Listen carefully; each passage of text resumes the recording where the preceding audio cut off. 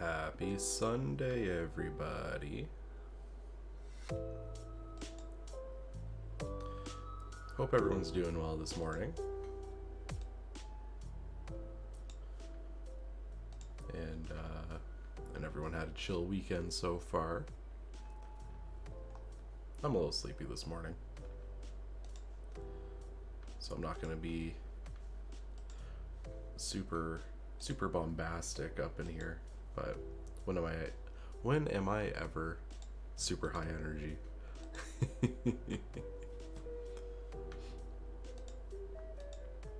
So we're just going to dive straight into the creation piece here. The goal is, so over time I've been creating subclasses for the different girls in Hololive EN. I started off with Ina, which I made a warlock patron that was focused on using tentacles like a brawler. And then I did Amelia Watson, who her whole shtick is that she's a detective with may or may not have drugs that she makes use of. So I made that a rogue archetype that kind of like had a medicinal poison / buffer engine inside it. That I think it needs to be tuned up a little bit, but it's in a pretty good place. And then Calliope Mori, which is I made her a melee fighting bard that kind of has the warlock's hexblade engine kind of built into it a little bit. And then for Kiara, I made a paladin as the Oath of the Phoenix, so it's just like a fire themed paladin. And that brought us to Gura, who her whole thing is she's from Atlantis. She's a shark girl, and yeah, they're like, she has a lot of cool themes, but it's really hard to think of stuff to actually do for a D&D subclass. You know, like. So there are two elements that I wanted to play with here. The first one focuses on her apex predator thing. So she does play a lot of horror games. She plays Dead by Daylight and likes playing as the killer.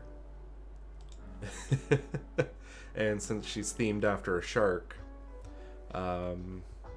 that was one direction that I took her in the past, but I wasn't happy with the first result, so I wanted to kind of slash and burn it down and restart from the base. The other direction we could go is I was looking at focusing on the Atlantean blood to give kind of like an aquatic flavored character that gets their stuff from their bloodline rather than skills or race. Yeah. So I guess I'm just gonna run through our process, or through my process when I'm creating stuff. And the first thing that we have to do is decide on a proper class to hitch Gura onto. So if we're going for the apex predator thing, we need to decide an appropriate class. So since we're gonna have it kind of based on being like what I picture is a class that's focused on chasing down and disengaging. So I want it to be like a mobile subclass that focuses on either closing the gap quickly, or if they're suddenly in danger, be able to split very quickly as well. Kind of like a shark hunting.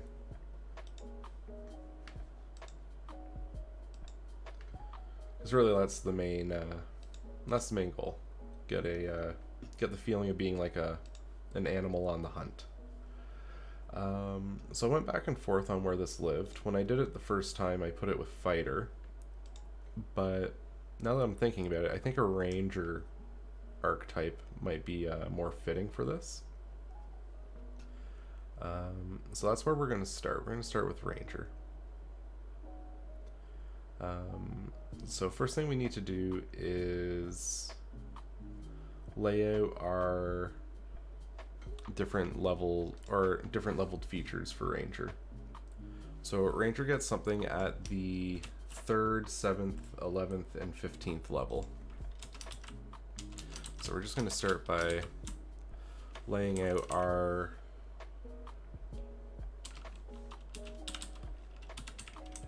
features here. So there's 7, 11th level, wait, okay, 3rd, 7th, 11th, 15th. Okay. I made one extra entry accidentally. There we go. Okay. Yeah, I'm gonna make that a ranger archetype. And I'm gonna name it Apex Predator. So,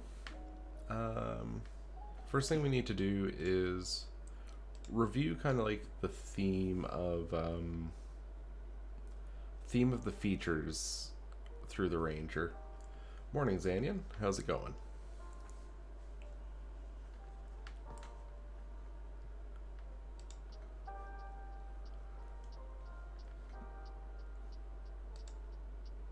Yeah, so if I'm looking in the player's handbook,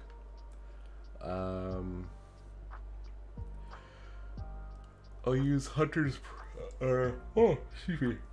Hunter as our base. So based on Hunter, it looks like they stick to combat features because the Ranger's core has a lot of interactive features. So the first one is an offensive feature followed by a defensive, and then an offensive, then a defensive. So I'm gonna mark it offensive, defensive.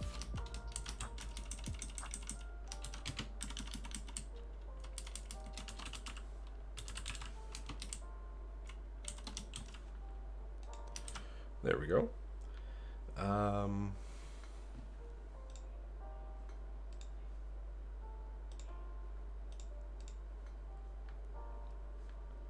Yeah, so it'll be alternating between an offensive and a defensive feature. But let's take a quick look at Beastmaster as well. So their first level, they get their companion, and then exceptional training, which gives them lots of like supportive bonus actions. So that could be considered a defensive thing. And then Bestial Fury, which is an attacking thing, and then Share Spell, which is a support option. So Beastmaster also follows this cadence of offense defense.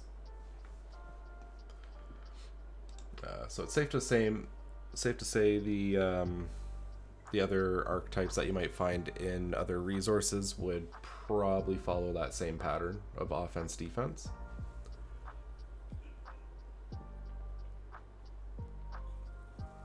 So that's good. Yeah. So the first thing we need to think about is what's going to be the core thing. So Gura's a shark, right? And when you think of a shark hunting, or at least when I think of a shark hunting, I think of that iconic scene from Jaws where you have the music, the da-na, da-na-na-na, and you see the fin popping out above the surface of the water, and they're rushing the person down. And that's really the core hope is, or like the core idea is a predator focusing in on their prey and not letting them out. Yeah, Zanyan, I don't know if you know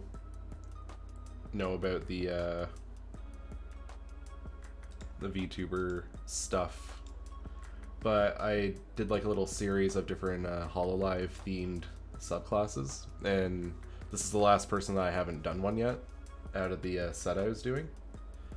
So I want to finish that off, and then I can bundle it up and put it out into the world in a nice little mini resource pack.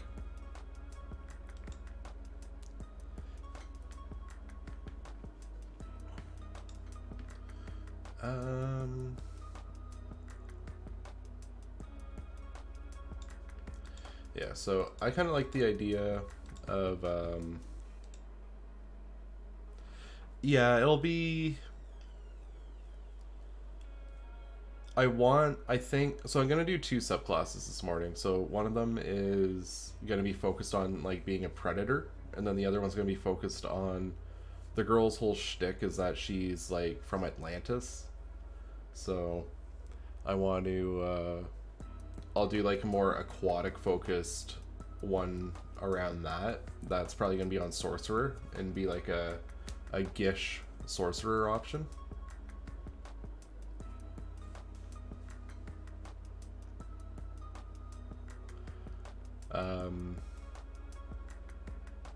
Yeah, so this one I'm mainly focusing on, yeah, that whole idea of just chasing people down, hunting, instead of hunting beasts, hunting men.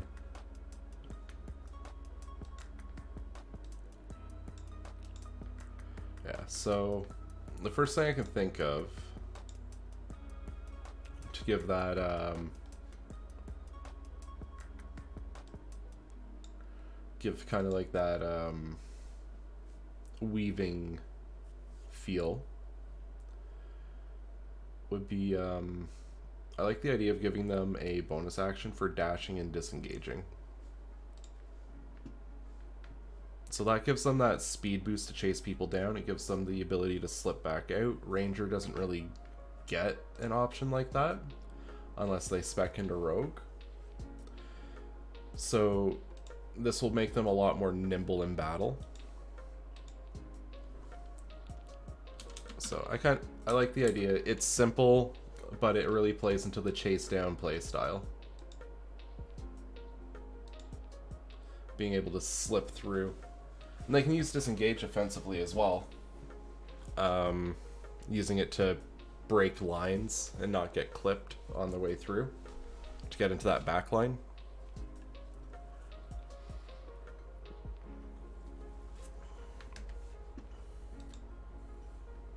So, call it predatory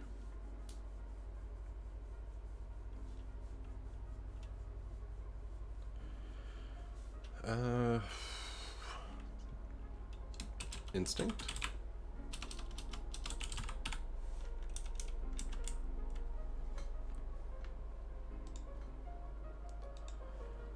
Yeah, and that's going to be 3rd level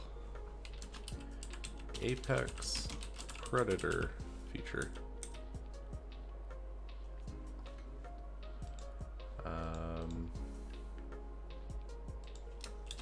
You can take the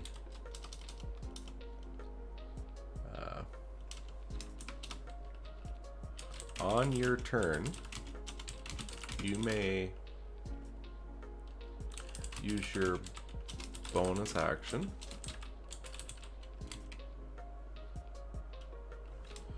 actually, you gotta make sure the phrasing is sharp. So you can take a bonus action on each of your turns in combat to use the dash or disengage action. Yeah, so that gives a lot of mobility. Now we need to think of a defensive ability. So I know I said it's not specifically aquatically themed, but a defensive feature. I almost like the idea of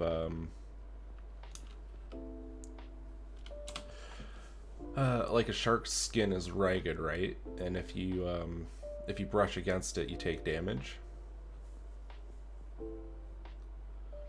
So I almost like the idea of having a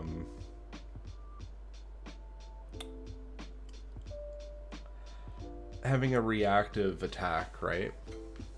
So if they get clipped, they can swing back. Let's see.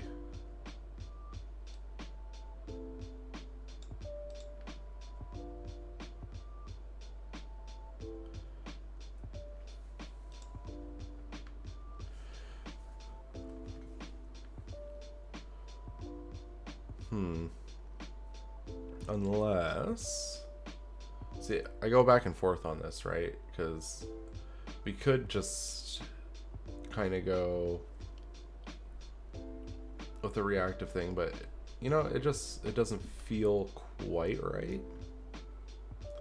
I'm really trying to think of a fitting defensive feature for a predator.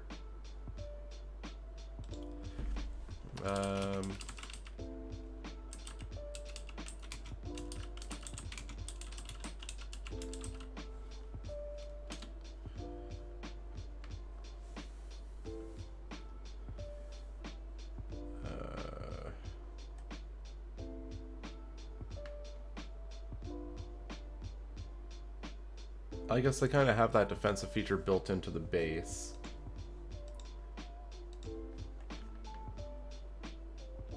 So,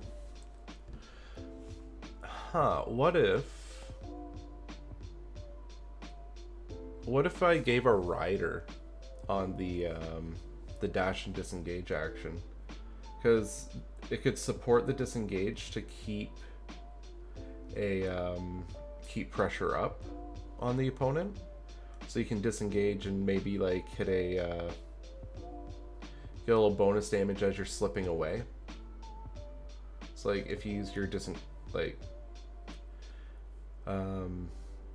your next attack that hits after using the dash or disengage action deals bonus damage.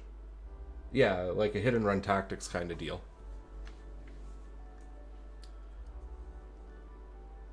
And you could do bonus damage equal to, let's say, the wisdom. Unless we want it to scale with proficiency bonus, which could be an option as well. And that way it's just a flat damage buff that progresses over time as you keep investing into Ranger.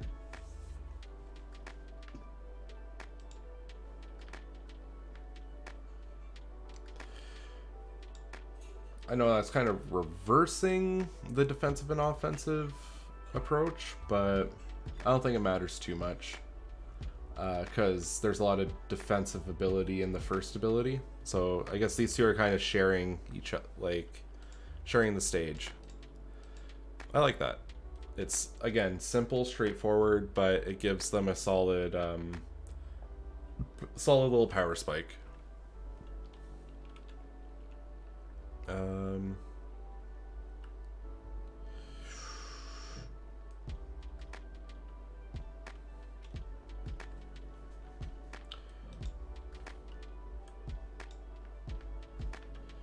I think of a good name for it. I don't want to just call it hit and run, but how about ambush tactics? Maybe I'll think of a better name later. When you take the dash or disengage action, your next attack that hits a creature deals bonus weapon damage equal to your proficiency bonus.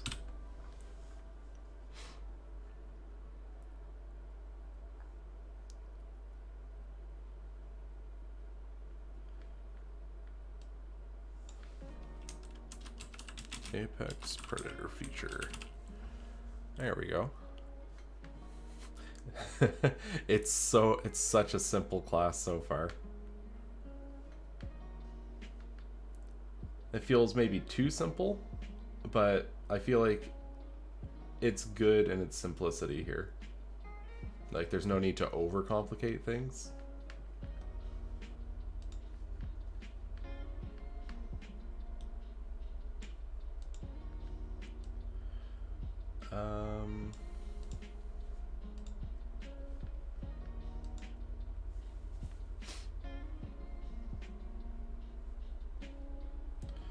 All right, let's see.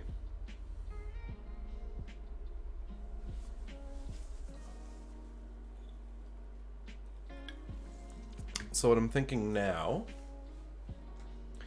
I'm always a fan of having alternative means to overcome a defensive character.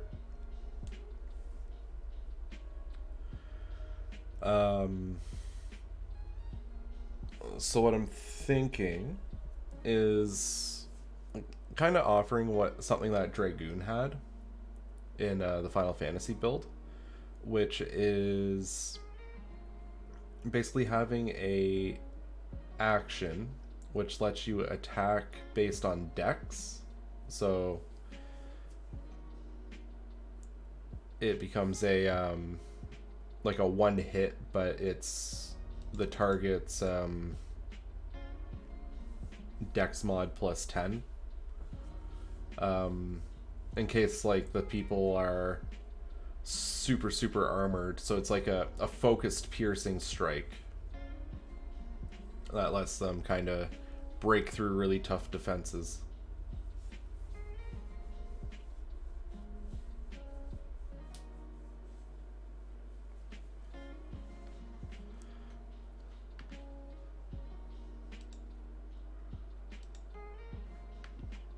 So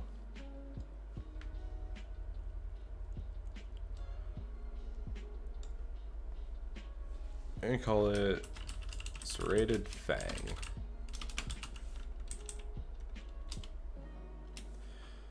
As an action, you may make a melee weapon attack against a creature contested by an armor class of 10 plus the creature's dexterity modifier.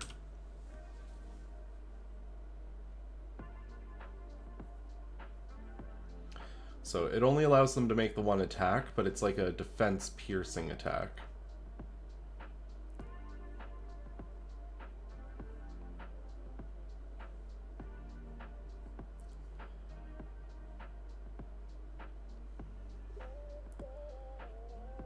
Simple, straightforward, gets the job done.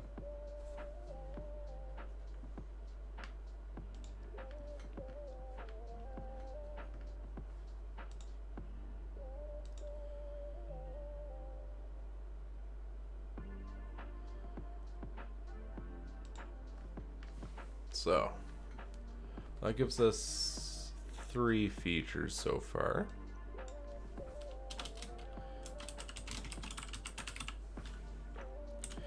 It does feel... it feels too straightforward, but I think we'll get more funky with the Atlantean bloodline thing. We'll be able to be a lot more creative. So right now we just have this person chases. They do bonus damage when they chase, and they can pierce defenses of those they chase down. So we need to come up with a defensive feature.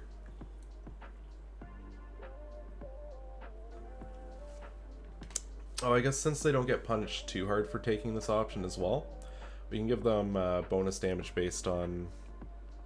oh wait, no. They'll be able to get the bonus damage from ambush tactics. So we don't want to double up the bonus damage. because the assumption is if you're doing this, you're going to be popping dash or disengage constantly, and then using that to buff your attack. So you're always going to have a consistent +2 or 3. Like, you're always going to have a consistent damage buff as you're doing this.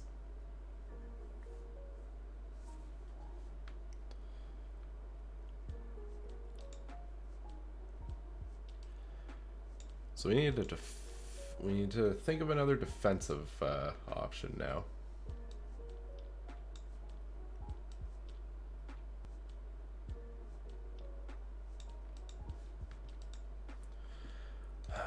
So the big question here is what makes a good defensive feature for them. So if I pull up the Ranger, I want to see what they have. So they've got basically at 15, if you're playing a Ranger Hunter, you get the option of getting evasion, or you can pick out Stand Against the Tide, which is if you're missed, you can use your reaction. Oh, when a hostile creature misses you with a melee attack, you can use your reaction to force them to repeat the same attack against another creature. That's weird.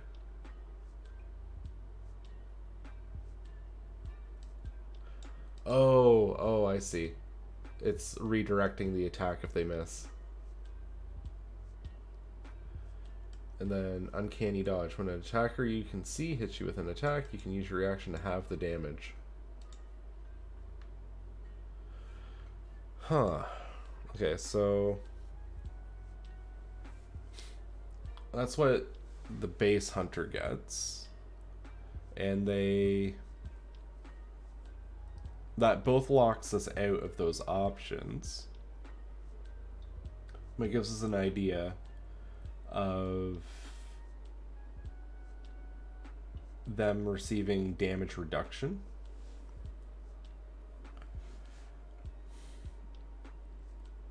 So I think our just trying to think of our play here.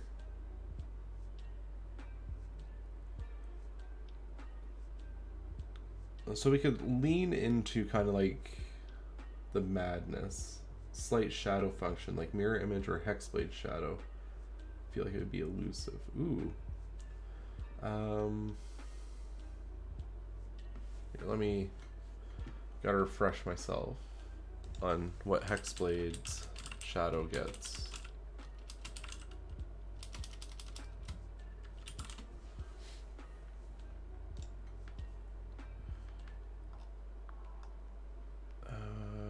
A Cursed Spectre.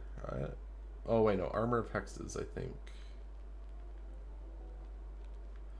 At 10th level, your hex grows more powerful. If a target cursed by your hex blade's curse hits you with an attack roll, you can use your reaction to roll a d6. On 4 or higher, it misses you.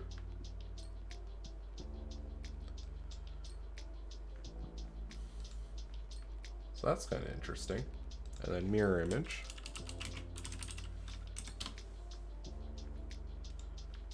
That's the, okay, yeah, that's the triple duplicates in your space.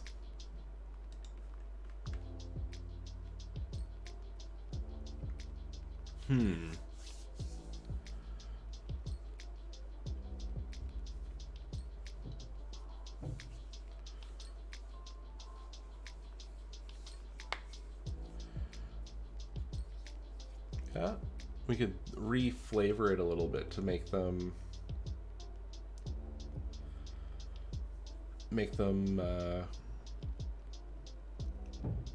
almost like the idea of them being like a blood frenzy.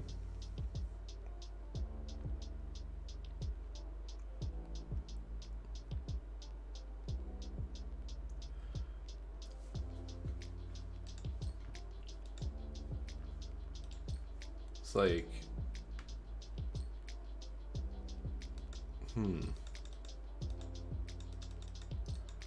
like if you get hit, You can reduce the damage a little bit and swing back.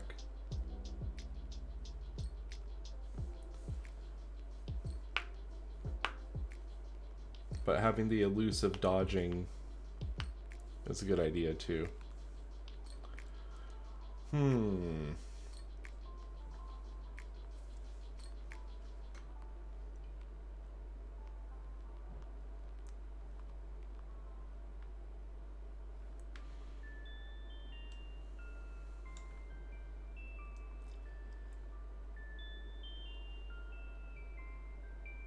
Ooh.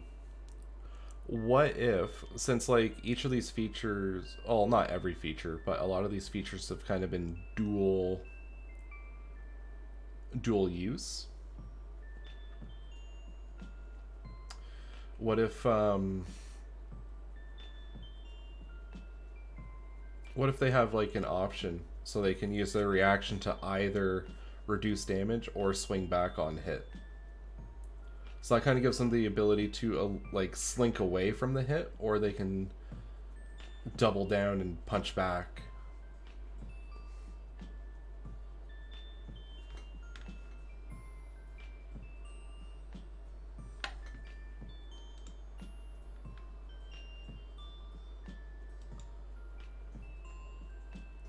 I kind of like that. I like that.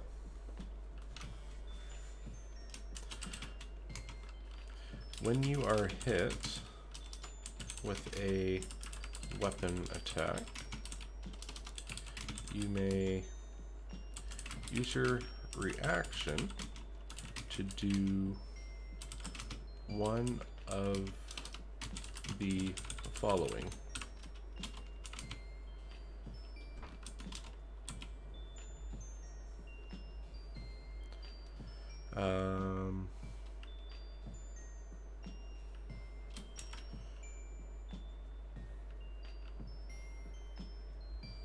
I can't think of a name for it.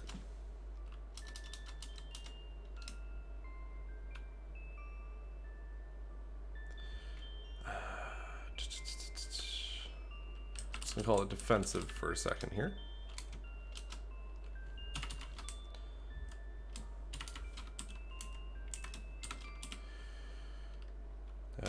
You reduce the damage you take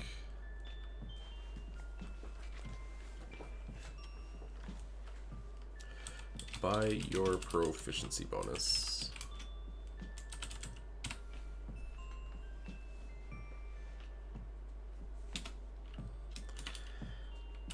Then offensive, you make a melee weapon attack.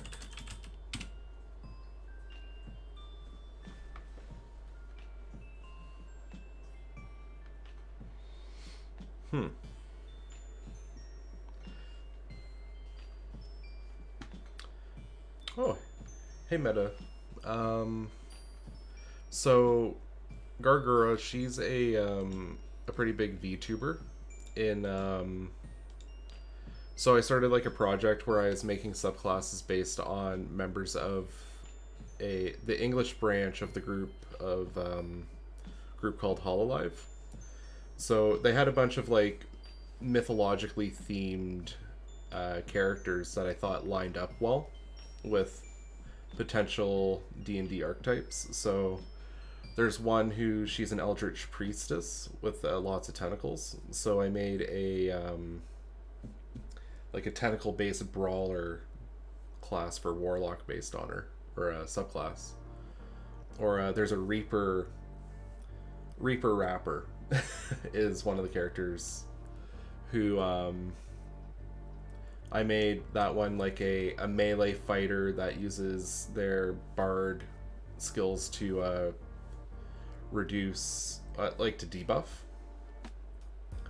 And Gura, she's the last one that I need to do a class for, and her whole thing is that she's just a person from Atlantis, but she refers to herself as an apex predator, and she plays a lot of like horror-based games, Dead by Daylight, that kind of thing.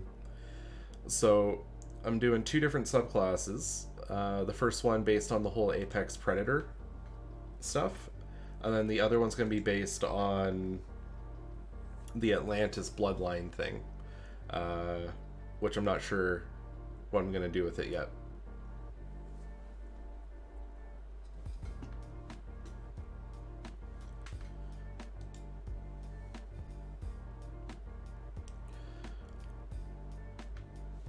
So yeah, that's since she's the last one that's like outstanding. Once I have that one made, I'm gonna bundle it up into a nice little content pack and throw it out to the world. I'm sure someone will get a good kick out of it.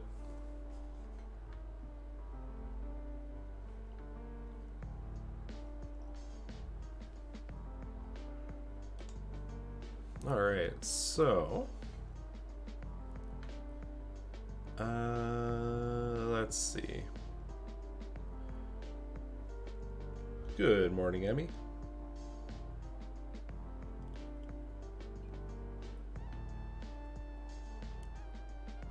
Alright, so I just need to think of names here now. So defensive swing back.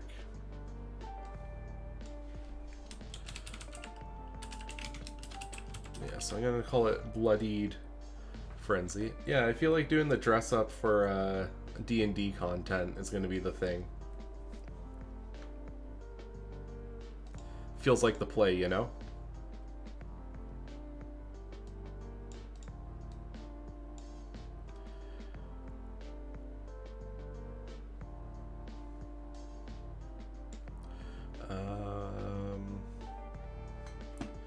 Let's see. Fervor. What does that mean? Intense or passionate feeling?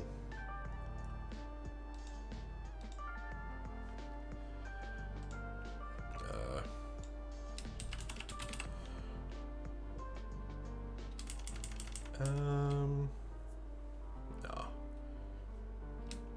We'll call it like Steelhide or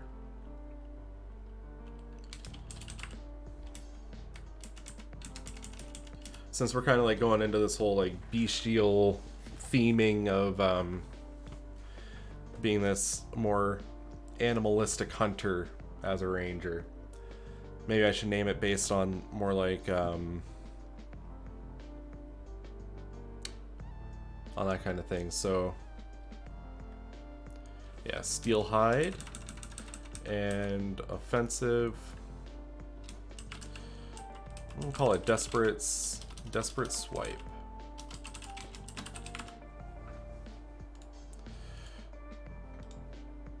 Did I spell desperate right? I think I spelled it right. I'm sure it's fine.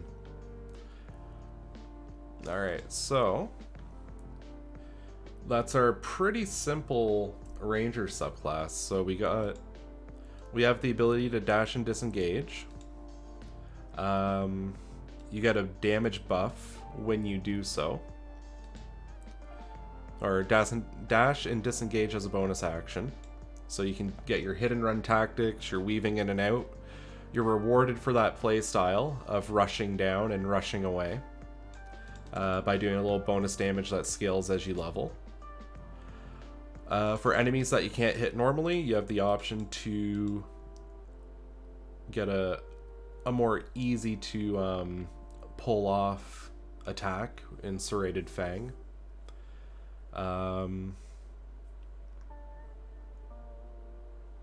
Which you can still buff using ambush tactics as well. I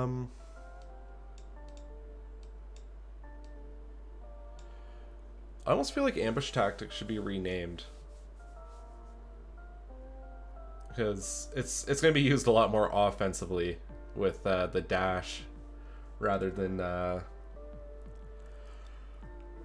excuse me. Ugh. Yeah, it'll be used more offensively than waiting and hiding and then jumping out.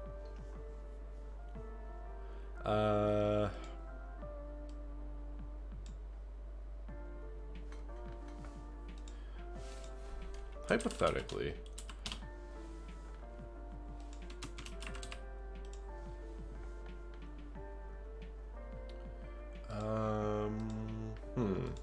what should I... I'm going back and forth on a name on this now. I like the tactics part, but what kind of tactics would it be?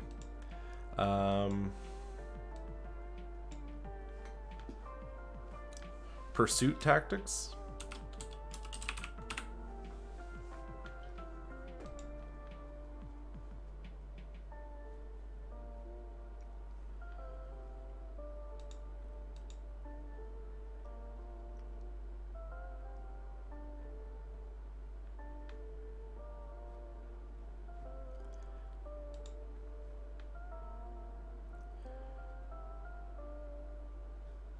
All right.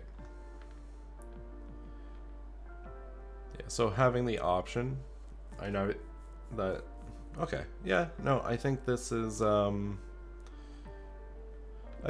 good. I think, like, it's simple, but sometimes you don't need to overcomplicate things, you know? So, I believe our next thing to take care of would be flavoring, which I'm gonna wait till the end. So we're gonna dive into the second archetype now. So we need page break.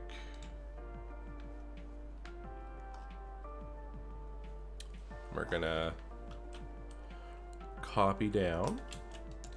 And anytime you're dealing with bloodline stuff, I think sorcerer is the most appropriate class to pick for like a subclass based on that. So we just need to start off by mapping out our framework.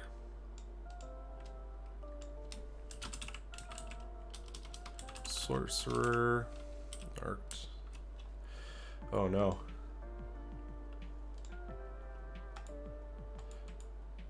Okay, no, did I spell that right? Sorcerer. There we go. Desperate.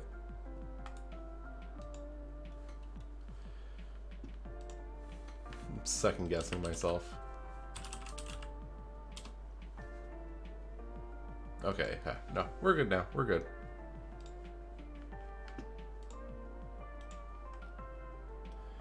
If I knew there was a spelling test, I'd be preparing a little better.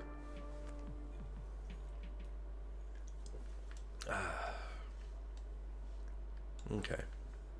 So, with the sorcerer, they get their features at first level 6, 14, and 18.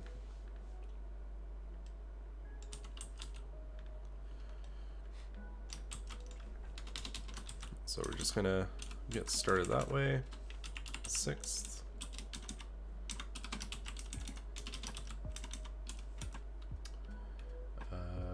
What did I say? 14th. And 18th. Now, if we take a look at the themes that they run, or like the general theming for the sorcerer in terms of what kind of stuff they get at each level. So their first base one, the Draconic Bloodline, it gives you a language, it gives you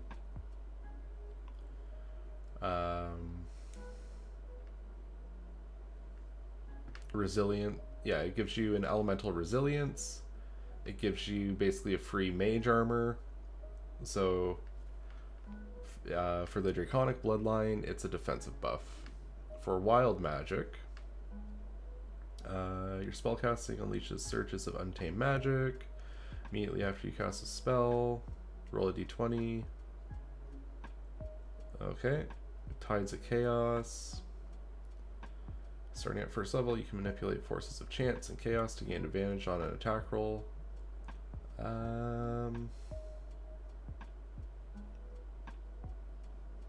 Okay, so that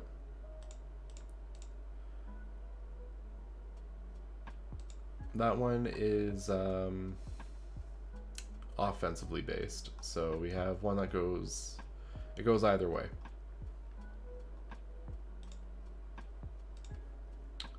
And if memory serves, I know the later guides we're getting like mini spell lists alongside that. So let's see.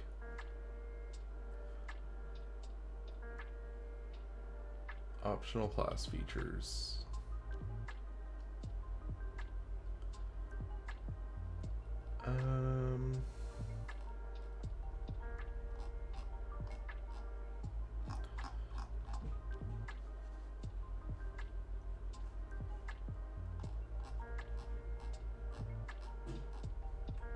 Yeah, we'll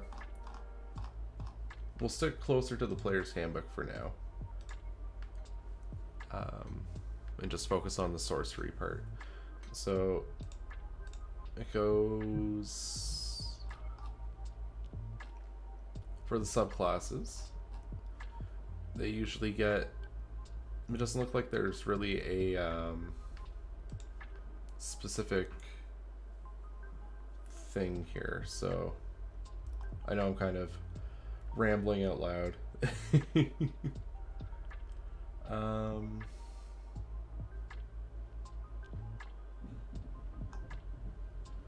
Bend luck. When another creature you can see makes an attack roll.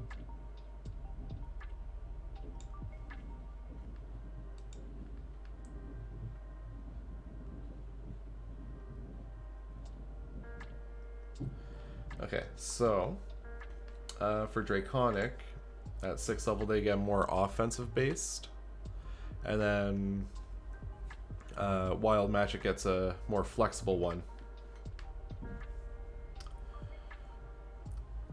Oh hey there, Steelio Man. Not a whole lot. We're working on making some subclasses based off of the VTuber Gura. I know in the D&D space people might not be as familiar with VTuber shenanigans. So she's a shark themed Atlantean who fancies herself a apex predator. So we did one subclass based on the Ranger, and then we're working on a sorcerer bloodline subclass, which is based on yeah, the goal is going to be making the sorcerer a bit more like a Gish type of subclass.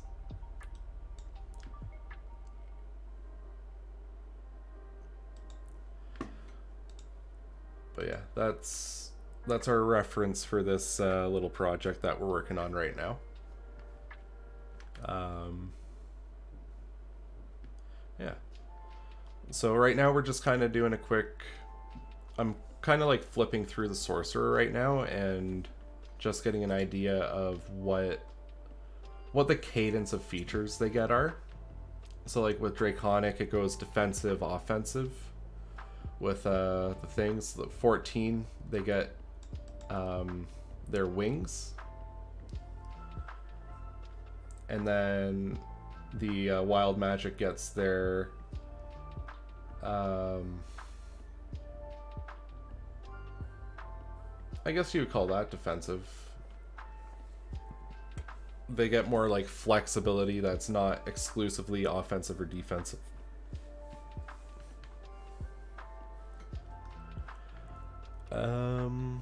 Yeah, so really there's not a set path that dictates how we have to approach this, unlike the Ranger, which had a clear offense defense altering between its features.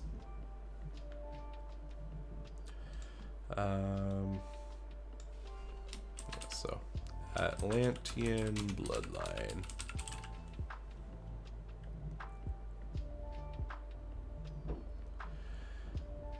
Alright, so for first level,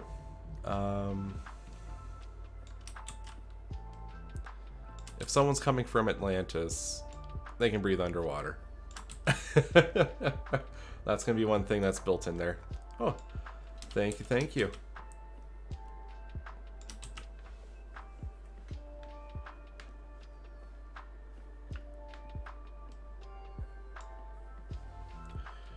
So,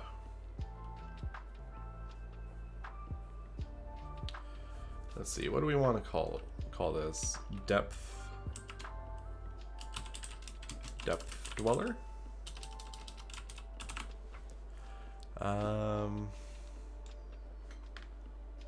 Yeah, gotta think of the way they word it. So 5e amphibious, how do they word that?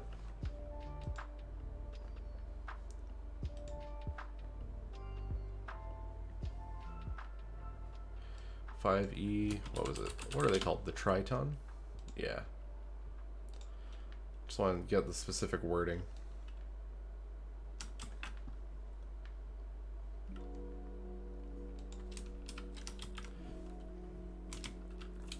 You gain a swimming speed equal to your base movement speed.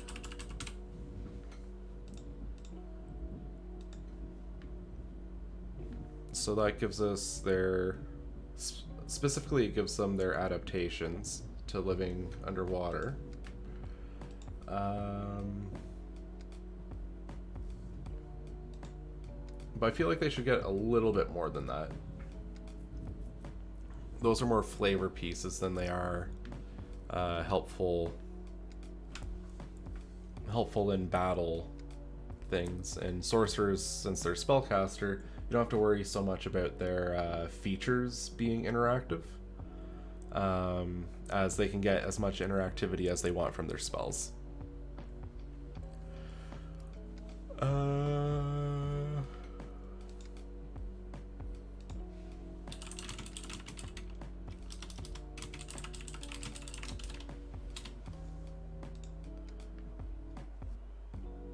Okay. So what else will we give them at first level? Maybe something to toughen them up, because I know sorcerer, they're D6 for health base, so maybe giving them additional hit points on level up is a good idea. And proficiency in, we can expand their proficiencies as well, because we no, we can get around that by, yeah, we can get around that by taking the warlock approach with the pact weapon. I have an idea for how I would want that to work. I could call it, we could call it hardened water or something like that. And it lets them summon up a weapon.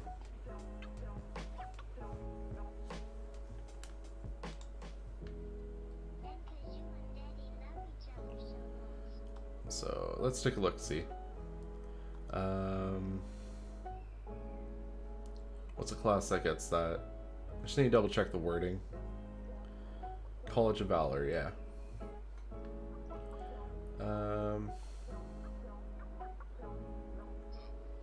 Oh, that was wrong. I'm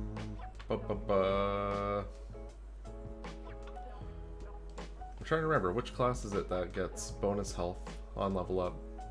Or subclass, rather. One of them gets it.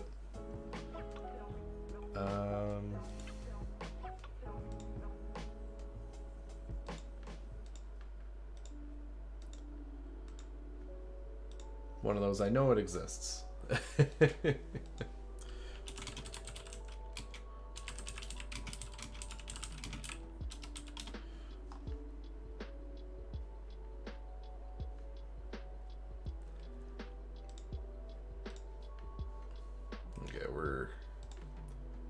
I know I used it in my Final Fantasy build, so I'm going to go reference that real quick.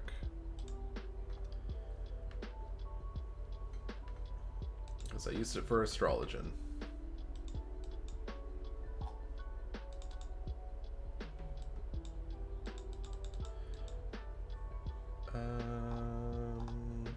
Okay, where's it at? Where's it at?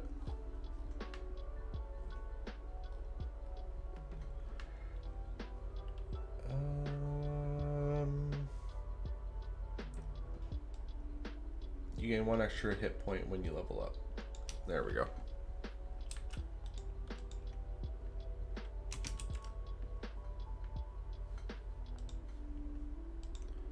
Okay, so that gives them a little extra bulk, allows them to swim underwater, breathe underwater.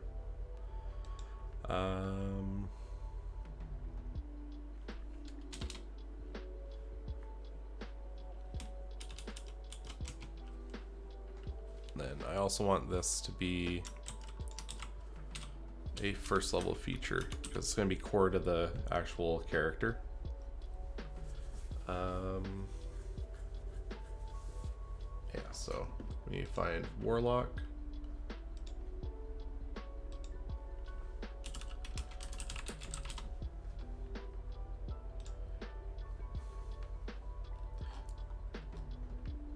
And I need their packed weapon.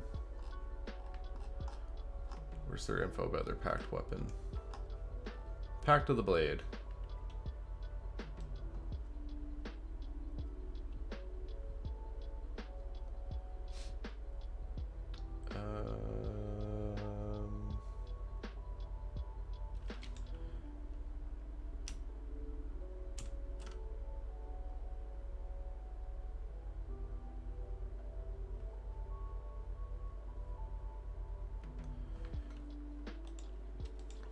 So, I don't think of a good name for this. I'll just call it Aquatic Arms for now.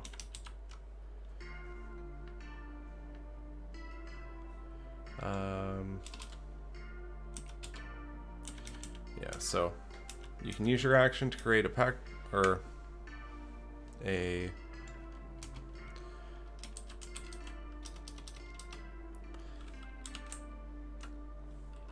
weapon of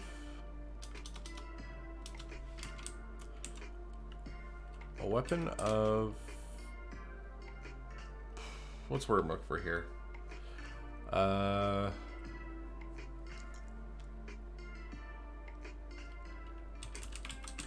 Just gonna call it magical water.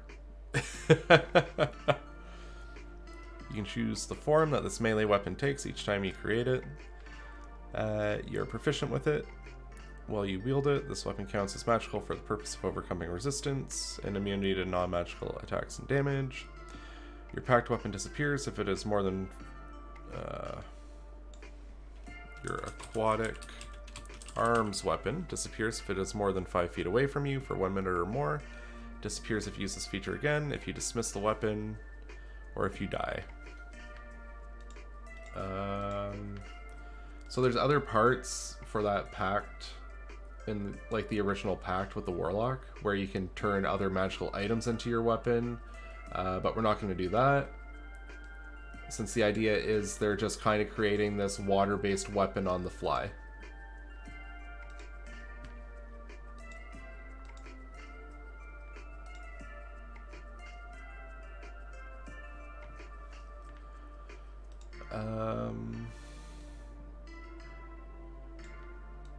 Yeah, you can then dismiss the weapon, shunting it into being your packed weapon if you die. Okay. Yeah, so they only get the creation of the weapon benefit. They don't get anything else with it.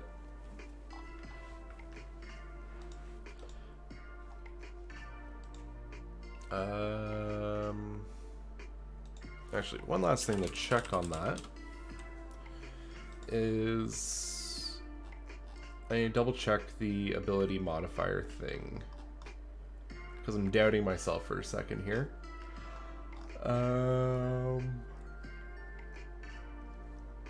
Yeah, it's just proficiency. Okay, cool. So it does work how I think it works.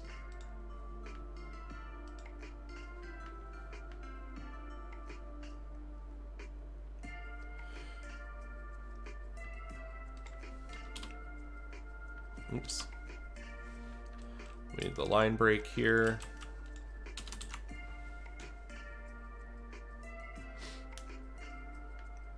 Okay, so that gives them a fair bit at first level. So they get their underwater breathing, they get their swimming speed, they get a little extra health, and they can summon a melee weapon. Well, they can summon a weapon.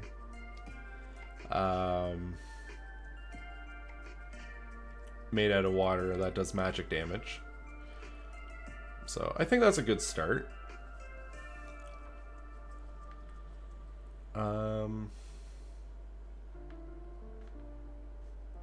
That kind of gets the point across of that initial theme that I wanted.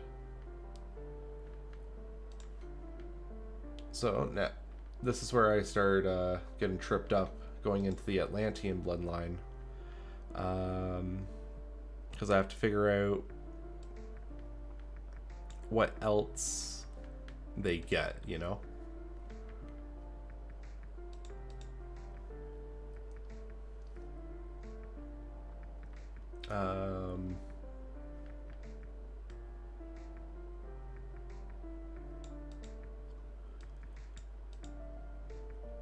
Now, if we're making them like a Gish type, we could kind of lean on the fighter, the Eldritch Knight from Fighter a little bit, and we can also lean on the Rogue with their Arcane Trickster and see what they get.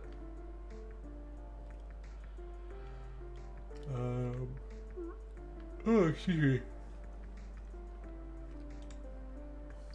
And right, the Hexblade Warlock's in a different book.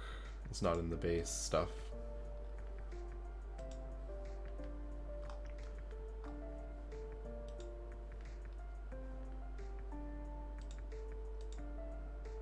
So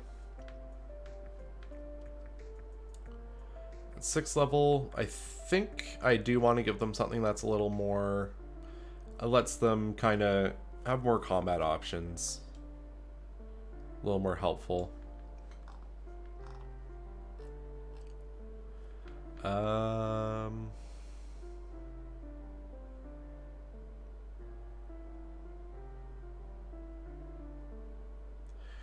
So we could go 2 different ways. I guess I don't have a way to access extra attack.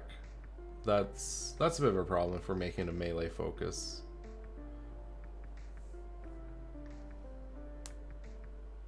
A melee focused one. But sorcerers have these really nice sorcery points that we can play around with. Around 6th level, they have 6 of them. They recover when they do a long rest. So what we could do is give them a thing that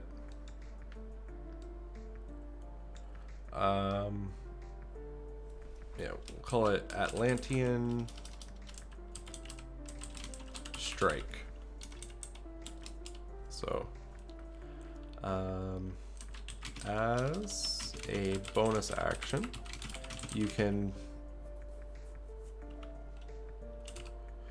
fill your aquatic arm with power by spending 2 sorcery, or we can make it flexible, spending a number of sorcery points.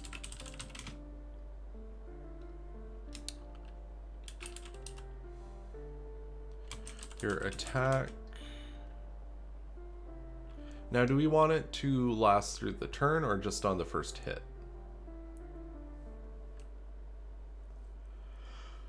That's always a question, because if we make it for next hit, you're guaranteed to get payback, or like a payoff on spending all those points.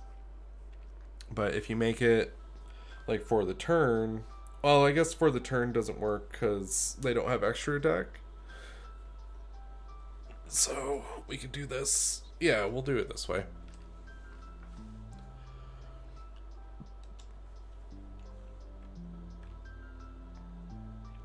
Your attack deals.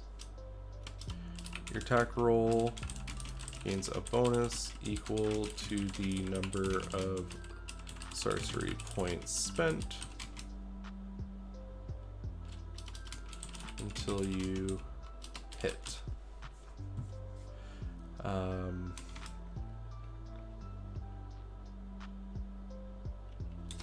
Your aquatic arm does bonus damage equal to this bonus.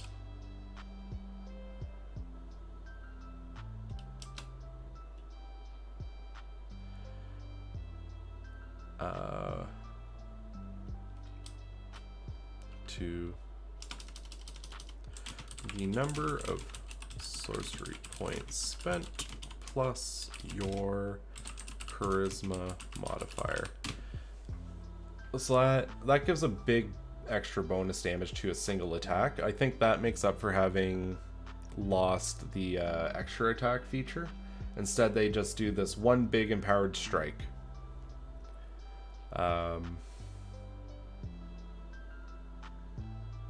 Yeah, I like that. I think that's good. Because on average, you'd probably be looking at, say, 6 to 8 damage coming out per round. If you wanted to be consistent with your Atlantean strike, you'd probably be dropping 2 points here, and then you're getting like a bonus 4, 5. Or you could just burn everything for one big hit. So I think offering that option, I think that's good. I think that makes sense.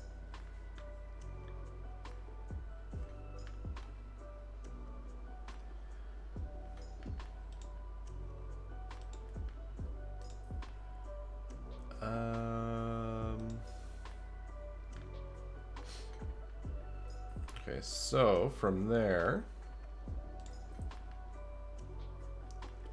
we need to think of other features. So their 14th level feature, what do sorcerers get again? So the Draconic Bloodline gets wings, and the Wild Magic gets better control of their Wild Magic rolls.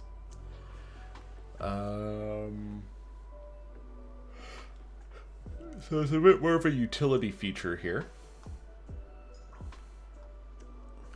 So I think what we could do is give them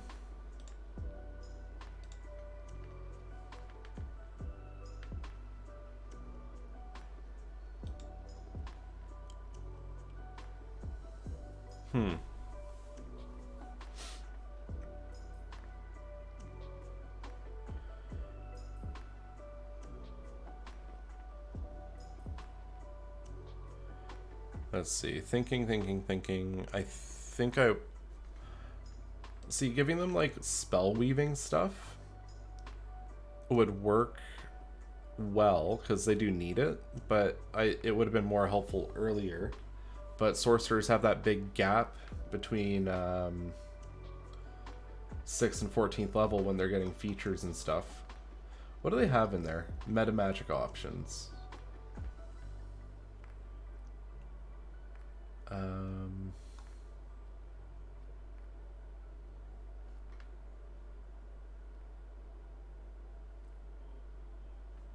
So if I go back to Eldritch Knight, the fighter,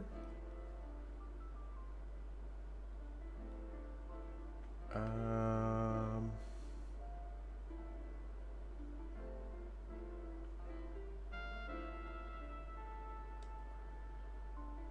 hit a creature with a weapon attack. That creature has disadvantage on the next saving throw it makes against a spell you cast. Arcane Charge. You gain the ability to teleport up to 30 feet.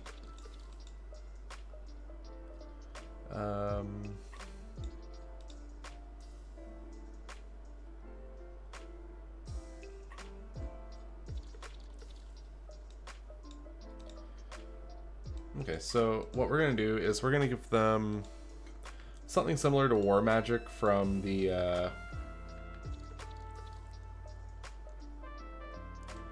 Eldritch Knight.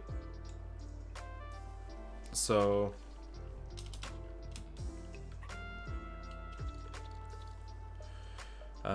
when you make a weapon attack, you may cast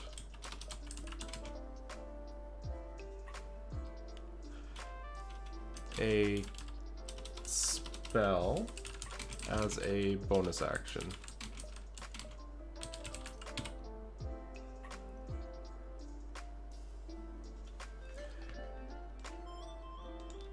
Because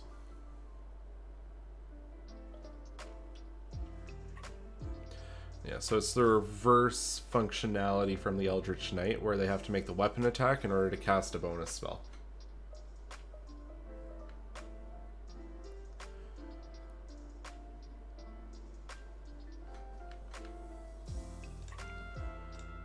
I'll call it Surging Magic.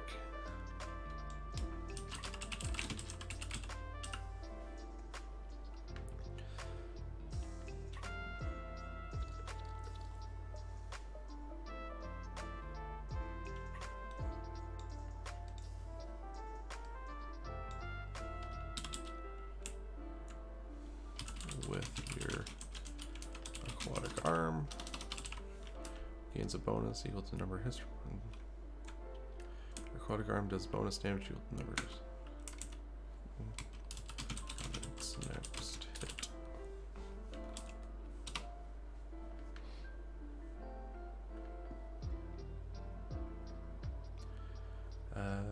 Yeah, so we've got the ability. They stab with their weapon, and then they can cast a spell as a bonus action. If they take a turn prior to prep, they could do a pretty big chunk.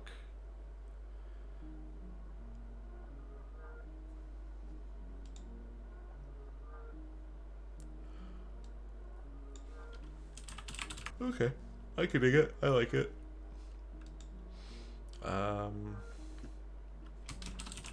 The spell cannot be greater than 5th level.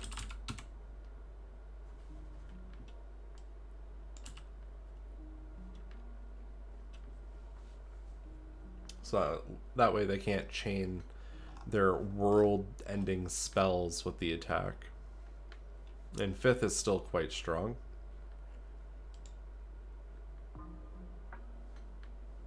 And that leaves us with our last thing. We need one last ability. So, Draconic Bloodline, what do they get? At 18th level, you can channel Dread Presence of your dragon ancestor, causing those around you to become awestruck or frightened. As an action, you spend your sorcery points to draw on this power and exude an aura of awe or fear. Okay, so they get like a defensive charm aura thing. And then Wild Magic gets Spell Bombardment, which is basically re-rolling damage die to do even more damage on your spells. So, once again, it's not particularly helpful for our purposes because it's all over the place and there's no rhyme or reason. So what I think is, since everything's been mostly defense or offense based with these features, I think having a defensive option's a good idea.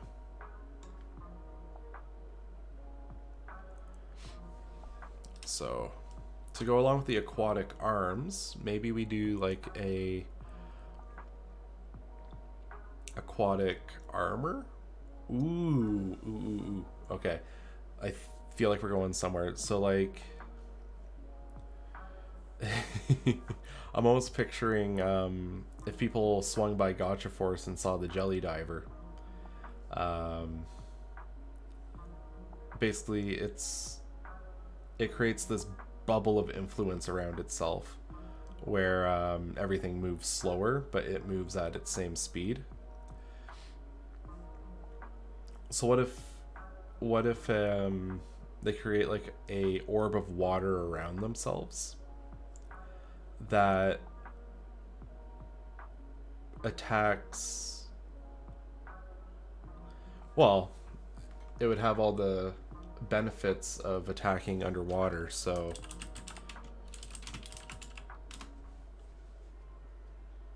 underwater, the following rules apply.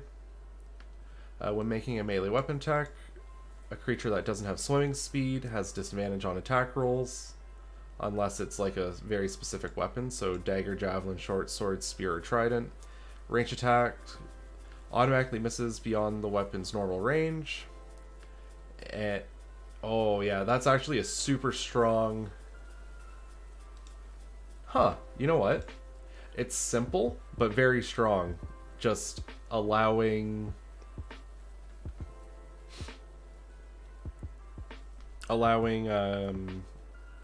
them to summon like just a sphere of water around themselves, because that's disadvantage on all melee attacks unless the person can swim, like has swim speed. It defends against ranged attacks. It gives fire resistance. Like, you actually get a lot from being in water, so being able to summon a sphere of water around yourself is quite good.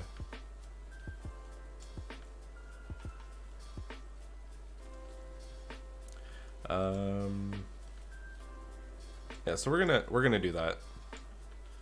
I'll call it Domain of Atlantis. No. Atlantean Domain. Or how about Aquan Armor?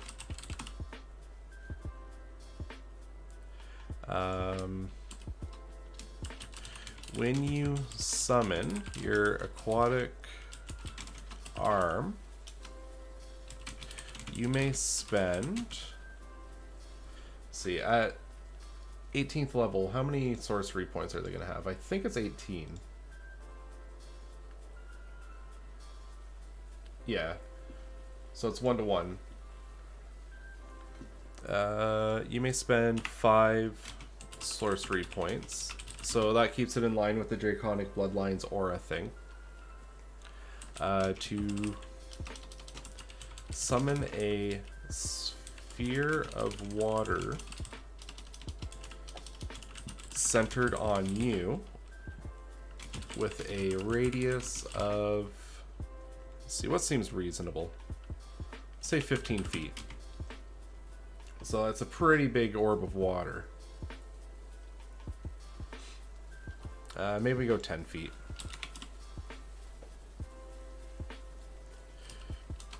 Which lasts for 1 minute.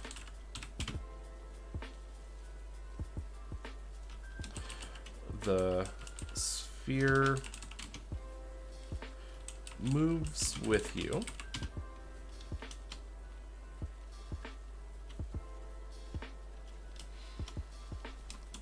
Alright, the sphere remains centered on you while you move. And then I'm going to add a note underneath.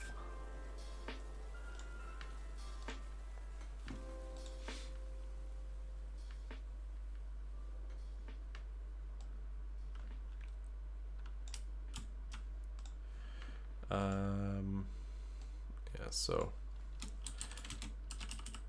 the effects of being under water.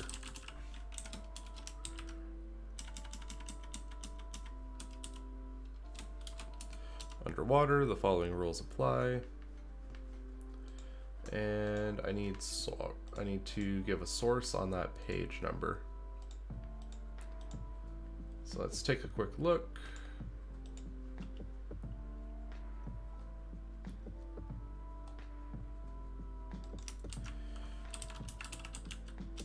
Underwater.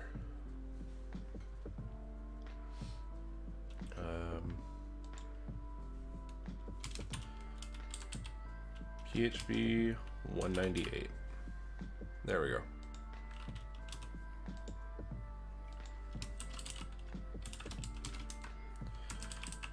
Player's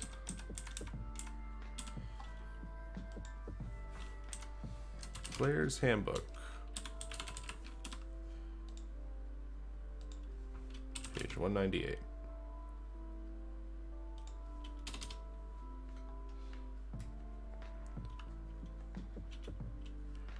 And then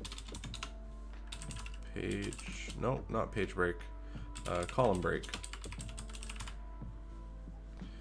And then I'm going to put an image underneath there.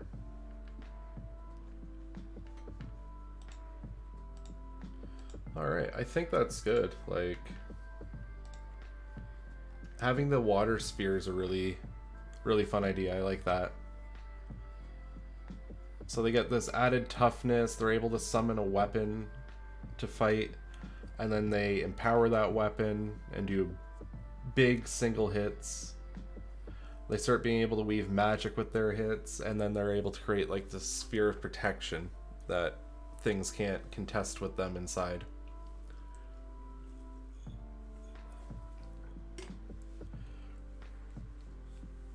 I feel like maybe the range of the sphere should get a little bigger. It is their capstone ability. Make it as big as a fireball. I mean, that's an easy thing to scale if people feel it's too strong or too weak. So I'm going to double the size of it.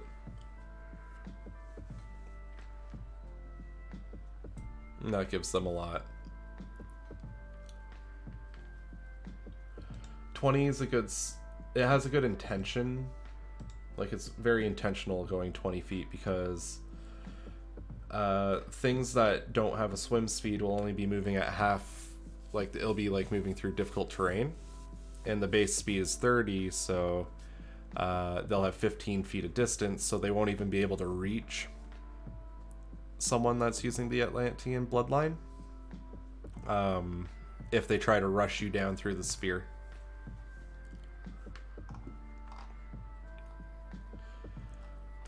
Alright, well, that's the two subclasses done up. All that's left is to do flavoring and just make it look pretty. Yeah, so I think I'm going to wrap up now, actually, and get that sorted out.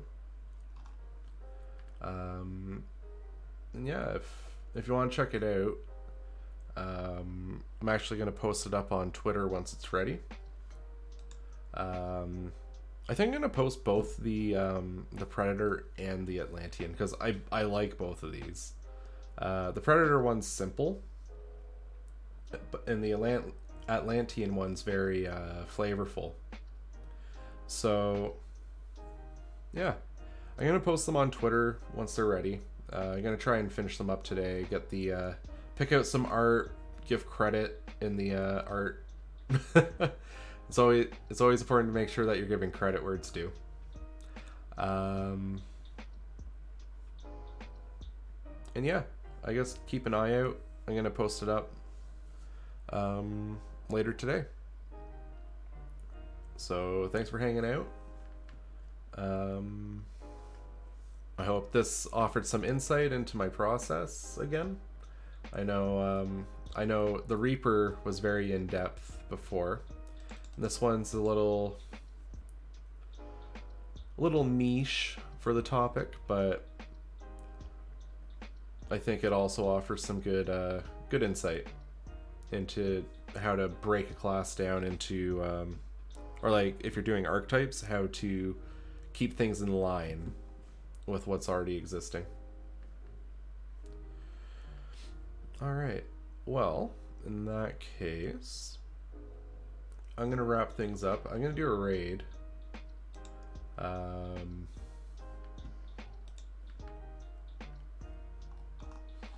I'm going to raid my friend Rita. She's playing Apex. She's pretty cracked at FPS games, so if you're into that, enjoy. And for now, yeah, have a good one. Happy Sunday. I hope you all have a good rest of your weekend. All right, talk to you soon.